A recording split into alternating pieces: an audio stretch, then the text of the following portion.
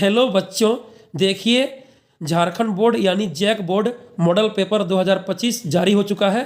अभी हम लोग क्लास 12 इकोनॉमिक्स यानी अर्थशास्त्र सब्जेक्ट में मॉडल प्रश्न पत्र को सॉल्व करेंगे, जिसमें अभी हम लोग पहले ऑब्जेक्टिव यानी एमसीक्यू के सभी प्रश्नों को देखेंगे, उसका सही आंसर को समझेंगे और पूरा एक्सप्लेन को देखेंगे, पूरा एक्सप्लेन देखेंगे समझेंगे। ठीक है, तो चलिए वीडियो को शुरू करते हैं। टोटल 30 ऑब्जेक्टिव यानी 30 एमसीक्यू प्रश्न को पूछा जाएगा आपके इकोनॉमिक्स सब्जेक्ट में। देखिए सवाल नंबर 1 से समझिए और देखिए। 1 नंबर क्वेश्चन है, उत्पादन संभावना वक्र का ढाल गिरता है। उत्पादन संभावना वक्र यानी प्रोडक्शन पॉसिबिलिटी कर्व, जिसको शॉर्ट में पीपीसी कहते हैं। ढाल जो गिरता है इसका ऊपर से नीचे, दाएं फिगर बना हुआ है देखिए, इसका ढाल गिरता है ऊपर से नीचे। उत्पादन संभावना वक्र यानी पीपीसी, प्रोडक्शन पॉसिबिलिटी कर्व का ढाल ऊपर से नीचे गिरता है। यदि क्वेश्चन देता कि उत्पादन संभावना वक्र का ढाल होता है, तो ढाल होता है बाएं से दाएं, ढाल जो होगा वो बाएं से दाएं होगा। लेकिन बोलेगा ढाल गिरता है तो ऊपर से नीचे होगा। ठीक है, ऊपर से नीचे। सही उत्तर ऑप्शन डी होगा, डी। आगे देखिए सवाल नंबर 2, सीमांत उपयोगिता को ज्ञात किया जा सकता है। सीमांत उपयोगिता यानी मार्जिनल यूटिलिटी, जिसको शॉर्ट में एमयू कहते हैं। तो सीमांत उपयोगिता को ज्ञात करते हैं, सूत्र होता है डेल्टा टी यू बटा डेल्टा क्यू, यानी किसी वस्तु की एक अतिरिक्त इकाई का प्रयोग करने से कुल उपयोगिता टोटल यूटिलिटी टी यू में जो परिवर्तन होता है उसे उस इकाई का सीमांत उपयोगिता मार्जिनल यूटिलिटी एमयू कहते हैं। यानी कुल उपयोगिता टी यू में परिवर्तन की दर को सीमांत उपयोगिता कहा जाता है, जिसका सूत्र होता है डेल्टा टी यू बटा डेल्टा क्यू, यानी कुल उपयोगिता में परिवर्तन बटा उपभोग की मात्रा में परिवर्तन। सही उत्तर 2 नंबर का ए होगा, ए। आगे देखिए सवाल नंबर 3, नीचे दिए गए रेखा चित्र में मांग की लोच है। नीचे जो डायग्राम दिया गया उसमें मांग की लोच, इलास्टिसिटी ऑफ डिमांड बताना है। इस रेखा चित्र के लिए मांग की लोच क्या होगा? तो याद रखिएगा, एक सरल रेखा वाले मांग वक्र के मध्य बिंदु पर मांग की लोच 1 के बराबर इकाई लोचदार होती है। ठीक है, याद रखिएगा, एक सरल रेखा वाले मांग वक्र के मध्य बिंदु पर मांग की लोच इकाई लोचदार यानी 1 के बराबर होती है। सही उत्तर बी होगा, बी। आगे देखिए 4 नंबर क्वेश्चन, आगत को निर्गत में परिवर्तन करने की प्रक्रिया को क्या कहा जाता है? उत्पादन कहते हैं, प्रोडक्शन कहते हैं। देखिए आगत यानी इनपुट मतलब उत्पत्ति के साधन, निर्गत यानी आउटपुट मतलब जो बन के बाहर निकला। तो आगत यानी जो साधन लगाए, लेबर, कच्चा माल, मशीन, बिल्डिंग, ये सब उत्पादन में लगाते हैं प्रक्रिया में। और निर्गत यानी जो बन के बाहर निकलता है, तो जो लगाए और जो बन के बाहर निकला, यानी आगत को निर्गत में चेंज किए, इनपुट को आउटपुट में चेंज किए, तो क्या हुआ? एक नया वस्तु का निर्माण हुआ, उत्पादन हुआ। ठीक है, सही उत्तर बी होगा, उत्पादन यानी प्रोडक्शन। आगत को निर्गत में चेंज करना यानी कोई साधन से नया वस्तु का निर्माण करना, उत्पादन प्रोडक्शन कहलाता है। सही उत्तर बी होगा। 5 नंबर क्वेश्चन पढ़िए, 5, किसी परिवर्ती साधन यानी परिवर्तनशील साधन, लेबर, एल मतलब लेबर, का औसत उत्पादन ज्ञात करने का सूत्र क्या होता है? औसत उत्पादन मतलब होता है किसी लेबर परिवर्तनशील साधन का प्रति इकाई उत्पादन को औसत उत्पादन कहते हैं। ये निकलता कैसे है? औसत उत्पादन बराबर होता है कुल उत्पादन भागा श्रमिकों की संख्या, यानी कुल उत्पादन को जब लेबर की मात्रा से भाग देते हैं, श्रमिक से भाग देते हैं, तो औसत उत्पादन निकलता है। यानी सूत्र हो जाएगा एवरेज प्रोडक्शन AP बराबर क्वांटिटी बटा लेबर, यानी टोटल कुल कितना क्वांटिटी का प्रोडक्शन हुआ और कितना लेबर लगाए थे भाग दे देंगे तो निकल जाएगा AP एवरेज प्रोडक्शन, औसत उत्पादन, Q बटा L। सही उत्तर ए होगा, ए। आगे देखिए सवाल नंबर 6, पूर्ति के नियम को निम्नलिखित में कौन सा फलन प्रदर्शित करता है? Law of supply. पूर्ति का नियम मतलब लॉ ऑफ सप्लाई क्या होता है? देखिए पूर्ति का नियम में हम लोग कहते हैं अन्य बातों के समान रहने पर जब किसी वस्तु की कीमत बढ़ती है तो उसकी पूर्ति बढ़ जाती है और कीमत घटने पर पूर्ति भी घट जाती है। यानी किसी वस्तु का पूर्ति और कीमत के बीच में धनात्मक प्रत्यक्ष संबंध होता है, इसीलिए पूर्ति वक्र ढाल बाएं से दाएं ऊपर की ओर उठती है। मतलब पूर्ति सप्लाई मुख्य रूप से वस्तु का कीमत यानी प्राइस पर निर्भर करती है, यानी सप्लाई फंक्शन है प्राइस का। ठीक है, अन्य बातों के समान रहने पर बाकी सभी फैक्टर क्या रहेगा? समान रहेगा, स्थिर रहेगा। सप्लाई प्राइस का फंक्शन होता है, सप्लाई मुख्य रूप से प्राइस पर निर्भर करती है। सही उत्तर ए होगा, ए, सप्लाई फंक्शन है प्राइस का। आगे देखिए 7 नंबर क्वेश्चन, निम्नलिखित में किसने कीमत निर्धारण प्रक्रिया में समय तत्व का विचार प्रस्तुत किया? कीमत निर्धारण प्रक्रिया में समय तत्व का विचार प्रस्तुत किया मार्शल ने। मार्शल ने समय के बारे में बताया था। उत्पादन समय को 3 भागों में बांटा गया है, एक अल्पकाल, दूसरा अति अल्पकाल, तीसरा दीर्घकाल। ठीक है, एक होता है कम समय, एक बहुत कम समय और एक अधिक समय, यानी अल्पकाल, अति अल्पकाल एवं दीर्घकाल। मार्शल ने कीमत निर्धारण प्रक्रिया में समय को 3 भागों में बांटा है। मार्शल ने, सही उत्तर सी। आगे देखिए सवाल नंबर 8 पढ़िए।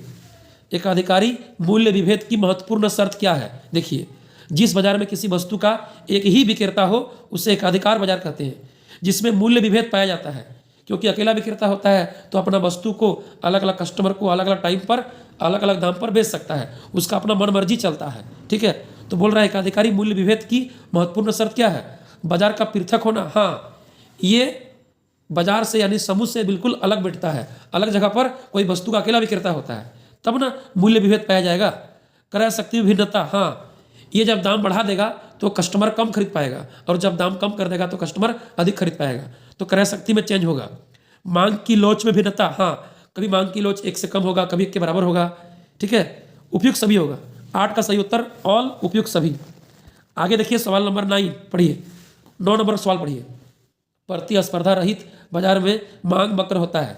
प्रतिस्पर्धा रहित बाजार किसको बोलते हैं? जहाँ पर कोई प्रतियोगिता नहीं होती है, कोई कंपटीशन नहीं होती है, उसको बोलते हैं प्रतिस्पर्धा रहित बाजार, यानी नॉन कॉम्पिटिटिव मार्केट। जहाँ पर प्रतियोगिता शून्य होता है, कोई कंपटीशन नहीं होता है, यानी एकाधिकार बाजार, जिसको मोनोपोली मार्केट कहते हैं। मांग वक्र क्या होता है? औसत आगम वक्र के बराबर होता है। ठीक है, एकाधिकार बाजार में प्रतिस्पर्धा रहित, जहाँ पर कोई कंपटीशन नहीं होता है, नॉन कॉम्पिटिटिव मार्केट में जो डिमांड कर्व मांग वक्र होता है वह औसत आगम वक्र AR वक्र के बराबर होता है। याद रखिएगा, औसत आगम वक्र AR कर्व को मांग वक्र डिमांड कर्व भी कहा जाता है। 9 का सही उत्तर सी होगा, 9 का सी। आगे देखिए सवाल number 10। The general theory of employment, interest and money नामक पुस्तक के लेखक कौन है? देखिए, 1936 में J.M. कीन्स ने the general theory of employment, interest and money नामक पुस्तक को लिखा था, रचना किया था। ठीक है, सही उत्तर होगा सी, J.M. कीन्स। J.M. कीन्स ने इस पुस्तक को 1936 में मंदी के बाद लिखा था। मंदी को देखते हुए ये पुस्तक लिखा गया था। 10 का सी होगा। आगे पढ़िए सवाल नंबर 11। किसी देश में एक दिए हुए वर्ष में उत्पादन के साधनों के द्वारा उत्पादित अंतिम वस्तु एवं सेवाओं के बाजार मूल्य को क्या कहा जाता है? सकल घरेलू उत्पाद, GDP कहते हैं, ग्रॉस डोमेस्टिक प्रोडक्ट। याद रखिएगा, किसी देश में एक दिए हुए वर्ष में यानी एक लेखा वर्ष में उत्पत्ति के साधनों के द्वारा यानी उत्पत्ति के सभी साधनों के द्वारा उत्पादित अंतिम वस्तुओं एवं सेवाओं के बाजार मूल्य के जोड़ को ग्रॉस डोमेस्टिक प्रोडक्ट, GDP यानी सकल घरेलू उत्पाद कहा जाता है। सही उत्तर ए होगा, ए। आगे देखिए सवाल number 12। Reserve bank of India की स्थापना कब हुई? 1935 में। याद रखिएगा, RBI यानी रिजर्व बैंक ऑफ इंडिया की स्थापना 1 अप्रैल 1935 को हुआ था। सही उत्तर बी होगा, बी। और यदि क्वेश्चन देता कि reserve bank of India RBI का राष्ट्रीयकरण कब किया गया था, तो राष्ट्रीयकरण किया गया था 1 जनवरी 1949 को। स्थापना बोलेगा तो 1 अप्रैल 1935 और राष्ट्रीयकरण बोलेगा तो 1 जनवरी 1949। ये दोनों RBI के बारे में वेरी वेरी इंपॉर्टेंट है। सही उत्तर बी होगा। आगे देखिए सवाल नंबर 13। एक खुली अर्थव्यवस्था में सामूहिक मांग के निम्न में से कौन से तत्व हैं? खुली अर्थव्यवस्था में सामूहिक मांग में कौन सा तत्व होता है? उपभोग होता है, निवेश होता है, सरकारी व्यय एवं शुद्ध निर्यात होता है, उपरोक्त सभी होगा। आंसर होगा ऑल, उपरोक्त सभी। सही उत्तर डी होगा, डी। यदि बंद अर्थव्यवस्था में बोलता तो सिर्फ उपभोग और निवेश होता। बंद अर्थव्यवस्था में उपभोग व्यय और निवेश व्यय होता है, सिर्फ उपभोग और निवेश होता है, यानी ए और बी होता। ए और बी होता यदि बंद अर्थव्यवस्था बोलता तो। यहाँ बोला खुली अर्थव्यवस्था में तो उपरोक्त सभी होगा, इनमें से सभी। सही उत्तर डी। आगे देखिए सवाल नंबर 14। निम्नलिखित में वास्तविक निवेश कौन है? रियल इन्वेस्टमेंट, वास्तविक निवेश किसको कहा जाएगा? पढ़िए। ऑप्शन ए, शेयर खरीदना। देखिए, शेयर खरीदना मैंने क्या, कोई कंपनी या संस्था पहले कोई चला रहा था, उसमें हम पार्टनरशिप हो रहे हैं, उसका थोड़ा शेयर हम खरीद रहे हैं, तो ये तो मेरा रियल इन्वेस्टमेंट नहीं हुआ, वास्तविक नहीं हुआ। ठीक है। पुरानी फैक्ट्री खरीदना, ये भी नहीं हुआ। पुरानी फैक्ट्री खरीदना मतलब ये फैक्ट्री में पैसा पहले से कोई लगा चुका था, हम बाद में खरीद रहे हैं उसको, तो हम जो पैसा फंसा रहे हैं वो रियल इन्वेस्टमेंट नहीं कहलाएगा, वास्तविक निवेश नहीं होगा। भवनों का निर्माण करना, हाँ, नया भवन का निर्माण करेंगे तो उसमें जीरो से लेकर के अंतिम तक पैसा हम फंसाएंगे, तो वास्तविक निवेश, रियल इन्वेस्टमेंट यही कहलाएगा, भवनों का निर्माण करना। आगे है बैंक में जमा खाता खोलना। बैंक में जमा खाता खोलेंगे, पैसा लगाएंगे, फिर निकाल लेंगे, जमा करेंगे, निकाल लेंगे, तो फिर रियल इन्वेस्टमेंट कहाँ हुआ? इन्वेस्टमेंट होगा भवनों का निर्माण करना। नया भवन का निर्माण करेंगे तो पैसा उसमें जीरो से मेरा पैसा फंसेगा, लगेगा, तो वह वास्तविक निवेश कहलाएगा। सही उत्तर सी होगा। आगे देखिए सवाल नंबर 15 भारतीय संविधान के किस अनुच्छेद का संबंध बजट से है? भारतीय संविधान के किस अनुच्छेद का संबंध, किस आर्टिकल का संबंध बजट से है? अनुच्छेद 112 यानी आर्टिकल 112 का। ठीक है, याद रखिएगा, भारतीय संविधान में बजट का संबंध होता है आर्टिकल 112 से। ठीक है, अनुच्छेद 112 से। ठीक है, यानी भारतीय संविधान में आर्टिकल 112 में, अनुच्छेद 112 में बजट का जिक्र है, बजट का जिक्र किया गया है। 15 का डी होगा, 15 का डी। बजट यानी सरकार आने वाला एक साल में कितना रुपया अलग अलग कामों पर खर्चा करेगी, विभिन्न कार्यक्रमों पर, विभिन्न योजनाओं पर, और कहाँ से उसको पैसा प्राप्त होगी। एक साल का आय और व्यय का लेखा जोखा बजट में होता है। आगे देखिए सवाल नंबर 16, दीर्घकाल में एक पूर्ण प्रतियोगी फर्म उत्पादन बंद कर देगा यदि, देखिए दीर्घकाल में एक पूर्ण प्रतियोगी फर्म, पूर्ण प्रतियोगिता वाला फर्म उत्पादन बंद तब करेगा जब उसको हानि होगा। जब उसको लाभ होगा या संतुलन होगा तो वह फैक्ट्री को, फर्म को बंद क्यों करेगा? जब उसको हानि हो जाएगा, हानि, लॉस, तब वो प्रोडक्शन स्टॉप कर देगा, क्लोज कर देगा, यानी बंद कर देगा। ऑप्शन पढ़िए। पहला है प्राइस ज़्यादा है मार्जिनल कॉस्ट से। देखिए प्राइस यदि मार्जिनल कॉस्ट से ज़्यादा होगा तो फिर फैक्ट्री बंद क्यों करेगा? नहीं करेगा। यहाँ पर उसको लाभ होगा तो फैक्ट्री बंद नहीं करेगा। आगे ऑप्शन बी है प्राइस ज़्यादा है एवरेज कॉस्ट से, यहाँ पर भी नहीं करेगा। ज़्यादा है प्राइस एवरेज कॉस्ट से तो उसको लाभ होगा, फैक्ट्री बंद नहीं करेगा। आगे है सी में price equal to average cost, यहाँ पर भी नहीं करेगा। Price equal to average cost है ना, इक्वल टू है तो संतुलन में है तो बंद क्यों करेगा। ऑप्शन डी है कि price less than average cost. हाँ, जब प्राइस कम हो जाएगा एवरेज कॉस्ट से, औसत लागत से कीमत कम हो जाएगा तो उसको हो जाएगा लॉस, हानि हो जाएगा। तो हानि होने से फैक्ट्री बंद कर देगा, फैक्ट्री चला नहीं पाएगा। ठीक है, price less than average cost है, प्राइस कम हो जाएगा एवरेज कॉस्ट से तो वो फैक्ट्री बंद कर देगा। ठीक है, फैक्ट्री चला नहीं पाएगा, उसको हानि हो जाएगा, प्रोडक्शन बंद कर देगा। सही उत्तर डी होगा, डी। आगे देखिए सवाल नंबर 17, प्रत्यक्ष कर के अंतर्गत निम्न में से किसे शामिल किया जाता है? प्रत्यक्ष कर में इनमें से किसको शामिल करते हैं? प्रत्यक्ष कर में यानी डायरेक्ट टैक्स में किसको शामिल किया जाता है?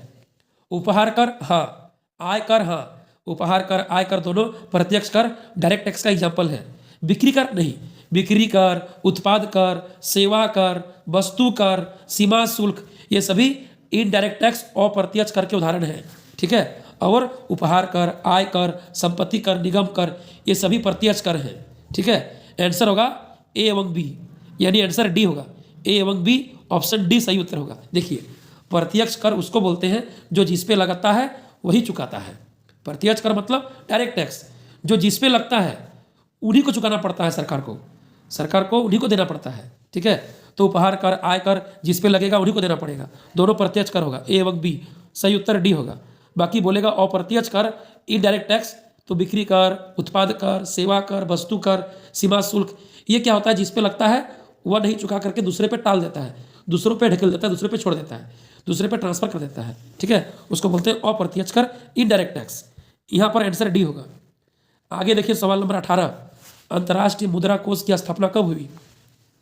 अंतर्राष्ट्रीय मुद्रा कोष यानी विश्व बैंक। देखिए अंतर्राष्ट्रीय मुद्रा कोष मतलब विश्व के विभिन्न देशों की राष्ट्रीय मुद्राओं को जहां संग्रह रखा जाता है उसको अंतर्राष्ट्रीय मुद्रा कोष कहते हैं। ठीक है, जैसे हम लोग का बैंक में जनता का पैसा जमा रहता है, आरबीआई में सरकार का, सभी व्यापारिक बैंकों का पैसा का लेन देन होता है, उसी तरह से विश्व बैंक यानी अंतर्राष्ट्रीय मुद्रा कोष में विभिन्न देशों की राष्ट्रीय मुद्राओं को संग्रहित रखा जाता है, जिसको अंतर्राष्ट्रीय मुद्रा कोष विश्व बैंक कहते हैं। तो विश्व बैंक का स्थापना हुआ था 1944 में, जुलाई 1944 में अंतर्राष्ट्रीय मुद्रा कोष विश्व बैंक का स्थापना हुआ था। सही उत्तर ए होगा, ए। आगे देखिए सवाल नंबर 19, सवाल नंबर 19 यानी 19 को पढ़िए। निम्न में से किस परिस्थिति में मुद्रा की पूर्ति में कमी हो सकती है? इनमें से कौन सा सिचुएशन में, कौन सा परिस्थिति में मनी सप्लाई कम होगा, मुद्रा की पूर्ति में कमी होगा? पहला ऑप्शन है बैंक दर में कमी। देखिए केंद्रीय बैंक जब बैंक दर में कमी कर देगा तो व्यापारिक बैंक को सस्ता दर पर ऋण मिलेगा तो वह अधिक ऋण लेगा और जनता को भी अधिक ऋण दे पाएगा। इससे अर्थव्यवस्था में मुद्रा की पूर्ति में वृद्धि होगा। ये आंसर नहीं होगा। बैंक दर में कमी होने से मुद्रा की पूर्ति में वृद्धि होगा। आगे है नगद आरक्षित अनुपात में वृद्धि यानी CRR, cash reserve ratio. CRR में जब वृद्धि कर देगा केंद्र बैंक तब मनी सप्लाई कम होगा, मुद्रा की पूर्ति में कमी होगा। कैसे? देखिए CRR होता क्या है? प्रत्येक व्यापारिक बैंकों को अपनी जमा राशि का कुछ प्रतिशत केंद्र बैंक के पास एडवांस रिजर्व रखना पड़ता है भविष्य के लेन देन के लिए, जिसको नगद कोष अनुपात, नगद आरक्षित अनुपात, कैश रिजर्व रेशियो CRR कहते हैं। यदि व्यापारिक बैंक केंद्र बैंक के पास अधिक पैसा जमा रख देगा एडवांस, तो फिर अपने पास पैसा कम रहेगा तो कम ऋण दे पाएगा जनता को, तो इस तरह से मनी सप्लाई कम होगा, मुद्रा की पूर्ति अर्थव्यवस्था में कम होगा। ठीक है, सही उत्तर बी होगा, बी, सही उत्तर बी होगा। आगे है RBI के द्वारा प्रतिभूतियों का क्रय। देखिए RBI जब प्रतिभूतियों का क्रय करेगा तब तो अर्थव्यवस्था में पैसा बढ़ जाएगा, तब तो मनी सप्लाई ज़्यादा होगा। RBI जब कोई प्रतिभूति खरीदेगा, कोई प्रतिभूतियों का खरीदारी करेगा, क्रय करेगा, तब तो व्यापारिक बैंक में पैसा बढ़ जाएगा, वह अधिक मनी मुद्रा ऋण दे सकता है, मनी सप्लाई ज़्यादा होगा। ठीक है, यानी A और C से मनी सप्लाई ज़्यादा होगा, मुद्रा की पूर्ति में वृद्धि होगा। सही उत्तर होगा बी। जब CRR नगद कोष अनुपात बढ़ जाएगा तो फिर मनी सप्लाई कम होगा। 19 का बी होगा, बी। आगे देखिए सवाल नंबर 20। भारत में वित्तीय वर्ष की काल अवधि होती है। भारत में वित्तीय वर्ष, जिसको लेखा वर्ष भी कहते हैं, भारत में वित्तीय वर्ष यानी लेखा वर्ष, सरकार का जो लेखा जोखा का वर्ष होता है उसको वित्तीय वर्ष कहा जाता है। फाइनेंशियल ईयर यानी आय व्यय का लेखा जोखा, ठीक है, जनगणना का लेखा जोखा, किसी भी चीज़ का, सरकारी काम काज का लेखा जोखा, पंचवर्षीय योजना, वार्षिक योजना, बजट, कोई भी चीज़, कोई भी सरकारी कामकाज का जो लेखा जोखा होता है उसको लेखा वर्ष या वित्तीय वर्ष कहते हैं। उसका काल अवधि यानी समय होता है 1 अप्रैल से 31 मार्च। ठीक है, 1 अप्रैल से 31 मार्च होता है। भारत में लेखा जोखा कैलकुलेशन का जो टाइम पीरियड है वह 1 अप्रैल से 31 मार्च है। इसी पीरियड में सरकारी कामकाज का लेखा जोखा होता है। ठीक है, कितना आया, कितना गया, कितना काम हुआ। ठीक है, 1 अप्रैल से 31 मार्च। सही उत्तर सी होगा, सी। आगे देखिए 21 पूंजीवादी अर्थव्यवस्था के संबंध में निम्नलिखित में कौन सा कथन सत्य है। पूंजीवादी अर्थव्यवस्था के बारे में इनमें से कौन सा बात सही है, करेक्ट है, चुनिए। पहला, उत्पादन के साधनों पर निजी स्वामित्व। हाँ, पूंजीवादी अर्थव्यवस्था में उत्पादन के साधनों पर निजी कंपनी का हाथ होता है, प्राइवेट ओनरशिप का बात होता है। सही उत्तर ए होगा, ए। आगे पढ़िए, देखिए उत्पादन का उद्देश्य जन कल्याण नहीं, जन कल्याण करना, समाज कल्याण करना पूंजीवादी का उद्देश्य नहीं है, समाजवादी का उद्देश्य है। सरकार का पूर्ण हस्तक्षेप नहीं, सरकार का पूर्ण हस्तक्षेप समाजवादी का है, पूंजीवादी का नहीं है। ठीक है, श्रमिकों की सेवा का क्रय विक्रय संभव नहीं, नहीं, श्रमिकों की सेवा का क्रय विक्रय संभव होगा, इसमें संभव नहीं बोल रहा, यानी ये समाजवादी का बात है, सरकार का बात है। BCD समाजवादी अर्थव्यवस्था का बात है। ऑप्शन ए जो है उत्पादन के साधनों पर निजी कंपनी, निजी मालिक होगा, प्राइवेट कंपनी, तो पूंजीवादी अर्थव्यवस्था में होगा। सही उत्तर ए होगा, ए। आगे देखिए 22 पढ़िए, 22। मान लिया जाए एक देश में 2 लाख व्यक्ति रोजगार में संलग्न है तथा 10,000 व्यक्ति कार्य करने को इच्छुक है, लेकिन उन्हें काम नहीं मिल पा रहा है, तो देश में बेरोजगारी की दर क्या होगी। देखिए एक देश में 2 लाख व्यक्ति रोजगार में है और 10,000 व्यक्ति काम करने के लिए तैयार है, लेकिन काम नहीं मिल पा रहा है, मतलब बेरोजगार है, तो देश में बेरोजगारी दर क्या होगा। तो कितना व्यक्ति बेरोजगार है, 10,000, उसमें से कितना व्यक्ति रोजगार कर सकता है, तो 2 लाख। ठीक है, 10,000 व्यक्ति बेरोजगार है जो काम नहीं कर पा रहा है या काम नहीं मिल पा रहा है। ठीक है, 2 लाख व्यक्ति रोजगार कर सकता है, तो 10,000 बटा 2 लाख गुना 100 निकाल देंगे, आएगा 5%। 5% लोग बेरोजगार है, 2 लाख लोग में से 5% लोग बेरोजगार है। ठीक है, कैसे निकालेंगे, तो बेरोजगार 10,000, कुल व्यक्ति कितना, 2 लाख, तो 2 लाख हो जाएगा नीचे, गुना 100% आएगा 5%, बेरोजगार के दर, बेरोजगारी दर हो जाएगा 5%। सही उत्तर सी होगा। आगे पढ़िए 23। मुद्रा के स्थैतिक और गत्यात्मक कार्यों का विभाजन किसने किया, पॉल एजिंग ने किया है। मुद्रा के स्थैतिक और गत्यात्मक कार्यों का विभाजन किया था पॉल एजिंग ने। सही उत्तर बी होगा, बी, पॉल एजिंग। आगे देखिए 24। आय के वृत्ताकार प्रवाह मॉडल यानी आय के चक्रीय प्रवाह मॉडल में विक्रेता से क्रेता की ओर वस्तुओं एवं सेवाओं के प्रवाह को क्या कहा जाता है। देखिए वस्तुओं एवं सेवाओं का प्रवाह को बोलते हैं वास्तविक प्रवाह। आय के वृत्ताकार प्रवाह यानी चक्रीय प्रवाह में 2 तरह का प्रवाह होता है, एक वास्तविक प्रवाह, एक मौद्रिक प्रवाह। वस्तुएं एवं सेवाओं का प्रभाव बोलेगा तो उसको वास्तविक प्रवाह कहेंगे, और मुद्रा का प्रभाव बोलेगा तो मौद्रिक प्रवाह कहेंगे। यहाँ पर बोला है वस्तुएं एवं सेवाओं का प्रभाव, तो उसको वास्तविक प्रभाव बोलेंगे। यदि बोलता वस्तुएं एवं सेवाओं के बदले मुद्रा का प्रभाव, तो उसको मौद्रिक प्रभाव कहते हैं। ठीक है, यहाँ बोला है वस्तुएं सेवाओं का प्रभाव, तो आंसर होगा वास्तविक प्रभाव। सही उत्तर बी होगा, बी। आगे देखिए 25 मुद्रा ने दूर किया है। मुद्रा ने क्या दूर किया है, वस्तु विनिमय प्रणाली की कठिनाई को दूर किया है। वस्तु विनिमय प्रणाली का बहुत सारा कठिनाई था, मूल्य मापन का अभाव, क्रय शक्ति संचय का अभाव, ठीक है, तो दोहरे सहयोग का अभाव, मूल्य हस्तांतरण का अभाव, वस्तु विभाजन में कठिनाई, वस्तु विनिमय प्रणाली का बहुत सारा कठिनाई था। मुद्रा का आविष्कार से ये सभी कठिनाई दूर हो गया है। सही उत्तर डी होगा, डी। वस्तु विनिमय प्रणाली की कठिनाई को दूर किया है मुद्रा ने।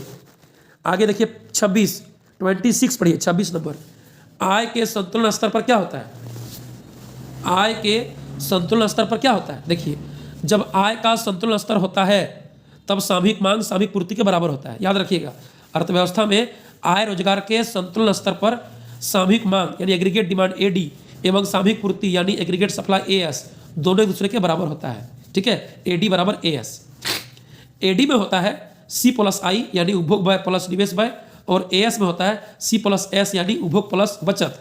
सी कट जाएगा, बचेगा आई बराबर एस। आई क्या है? इन्वेस्टमेंट निवेश, और एस क्या है? बचत, यानी बचत निवेश के बराबर होता है। ठीक है, आय के संतुलन स्तर पर सामूहिक मांग बराबर सामूहिक पूर्ति होता है, यानी निवेश बराबर बचत होता है। सही उत्तर ए होगा, ए। बचत और निवेश बराबर होते हैं। आगे देखिए सवाल नंबर 27। निम्नलिखित में से विनिमय का एक सर्वमान्य माध्यम कौन सा है? मुद्रा। अभी लेन देन के बदले मुद्रा का प्रयोग होता है। प्रत्येक वस्तु या सेवा का मूल्य वर्तमान में मुद्रा के द्वारा ही मापा जाता है, और प्रत्येक वस्तु सेवा का लेन देन मुद्रा के द्वारा ही किया जाता है। ठीक है, तो विनिमय का सर्वमान्य माध्यम कौन है? मुद्रा है। सबसे अच्छा और सरल, ठीक है, साधन है लेन देन करने का पैसा यानी मुद्रा। अभी कोई भी काम के बदले, वस्तु के बदले मुद्रा का ही लेन देन होता है। 27 का सही उत्तर डी होगा, 27 का डी, मुद्रा। आगे पढ़िए। पूर्ण प्रतियोगी बाजार में फर्मों की संख्या कितनी होती है? अत्यधिक होती है, लार्ज। देखिए, पूर्ण प्रतियोगिता कब होगा? जब बाजार में दुकानदार विक्रेता फर्मों की संख्या ज़्यादा होगा तब ना पूर्ण कॉम्पिटिशन होगा। पूर्ण प्रतियोगिता मतलब पूरा कंपटीशन। पूरा कंपटीशन कब होगा? एक में, दो में नहीं, बहुत ज़्यादा में। ठीक है, बहुत अधिक में, अत्यधिक में होगा ना। यानी पूर्ण प्रतियोगिता बाजार में, परफेक्ट कंपटीशन मार्केट में फर्म यानी विक्रेताओं की संख्या, दुकानदार बहुत ज़्यादा होता है, जो एक समान समरूप वस्तु एक समान दाम पर बेचता है। आंसर होगा अत्यधिक। बोलता एकाधिकार बाजार, मोनोपोली मार्केट, तो एक होता है, मोनो बने एक होता है। ठीक है, एकाधिकार में एक ही फर्म होगा, एक ही विक्रेता होगा, लेकिन पूर्ण प्रतियोगिता बहुत सारा होगा। सही उत्तर डी होगा, अत्यधिक। आगे पढ़िए 29, सवाल नंबर 29 पढ़िए। निम्न में से समग्र मांग का एक घटक कौन नहीं है? समग्र मांग मतलब सामूहिक मांग, एग्रीगेट डिमांड। एग्रीगेट डिमांड के बारे में कौन सही नहीं है? बोलिए, समग्र मांग का कौन एक घटक नहीं है? समग्र मांग का कौन एक घटक, सामूहिक मांग का कौन एक घटक नहीं है? उपभोग व्यय है, निवेश व्यय है, निवल निर्यात यानी शुद्ध निर्यात है, वित्तीय परिसंपत्तियों पर व्यय नहीं, ये नहीं है। ठीक है, देखिए समग्र मांग में क्या क्या होता है? उपभोग व्यय होता है, निवेश व्यय होता है, निवल निर्यात मतलब शुद्ध निर्यात होता है, निर्यात माइनस आयात, उसको निवल निर्यात शुद्ध निर्यात कहते होता है, सरकार का सार्वजनिक व्यय होता है, वित्तीय परिसंपत्तियों पर व्यय, ये नहीं होता है। 29 का डी होगा, डी, ये नहीं होगा। आगे देखिए अंतिम क्वेश्चन 30, क्वेश्चन नंबर पढ़िए 30 पढ़िए, अंतिम सवाल। विदेशी विनिमय दर क्या है? विदेशी विनिमय दर किसको बोलते हैं? देखिए, बोलता है एक देश की मुद्रा की एक इकाई का दूसरे देश की मुद्रा की इकाई में जिस रेट पर लेन देन किया जाता है उसको विदेशी विनिमय दर कहते हैं। क्या बोला? एक देश की मुद्रा की एक इकाई के बदले दूसरे देश की मुद्रा की कितनी इकाई मिल सकती है, जो भी रेट है। जैसे एक अमेरिकन डॉलर बराबर वर्तमान में है भारत का 84 रुपया। एक अमेरिकन डॉलर बराबर भारत का 84 रुपया है, तो ये भारत और अमेरिका का विनिमय दर हो गया। इसको बोलेंगे विदेशी विनिमय दर, एक देश का विदेशों के साथ। सही उत्तर होगा ऑप्शन डी, देशी मुद्रा की विदेशी मुद्रा में कीमत। एक देश की मुद्रा का विदेश में क्या कीमत है, यानी एक देश की मुद्रा का एक इकाई के बदले विदेश का दूसरा देश का मुद्रा का कितना इकाई मिल सकता है, क्या रेट है, उसी को बोलेंगे विदेशी विनिमय दर। ठीक है, किसी देश की मुद्रा की एक इकाई के बदले दूसरे देश की मुद्रा की कितनी इकाइयां मिल सकती है, उस रेट को, उस कीमत को विदेशी विनिमय दर कहते हैं। सही उत्तर होगा डी, देशी मुद्रा की विदेशी मुद्रा में कीमत। ठीक है, सही उत्तर डी होगा। तो चलिए हम लोग अभी 30 यानी 30 MCQ ऑब्जेक्टिव क्वेश्चन के सभी सही आंसर को देखें, पूरा एक्सप्लेन को समझें, पूरा व्याख्या के साथ हम लोग देखें। अभी हम लोग वीडियो अच्छा लगे तो सबको इसको लाइक कीजिएगा और अपने सभी दोस्तों के साथ, नए दोस्तों के साथ शेयर कीजिएगा। ठीक है,